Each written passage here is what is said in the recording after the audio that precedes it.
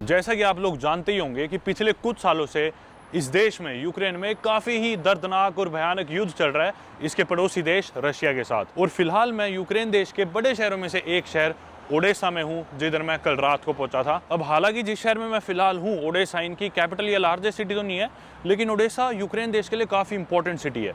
सबसे पहले तो अगर आप मैप पे देखो तो आप लोग जानोगे कि यूक्रेन यूरोप की सबसे बड़ी कंट्री है जो एंटायरली इन यूरोप हो। जी हाँ, अगर हम फ्रांस देश की ओवरसीज टेरिटरीज को काउंट ना करें और फ्रांस की सिर्फ यूरोप की टेरिटरी को देखें तो यूक्रेन फ्रांस से भी बड़ा है। और रशिया देश को भी हम काउंट इसलिए नहीं कर सकते क्योंकि उसका भी सिर्फ कुछ हिस्सा ही यूरोप में है। वहीं अगर हम यूक्रेन के साइज को अपनी इंडियन स्टेट से कंपेयर करें तो महाराष्ट्र या मध्य प्रदेश इन दोनों से लगभग 2 गुना बड़ा है। और जैसा कि आप लोग समझ ही गए होंगे कि यूक्रेन देश ईस्टर्न यूरोप में पड़ता है और ये देश मतलब इतना बड़ा है कि ईस्टर्न यूरोप के ऑलमोस्ट बाकी सारे देश भी इसे बॉर्डर करते हैं, जैसे कि Hungary, Romania, Slovakia, Poland, Belarus, Russia और मोल्दोवा। और साथ ही यूक्रेन देश के साउथ में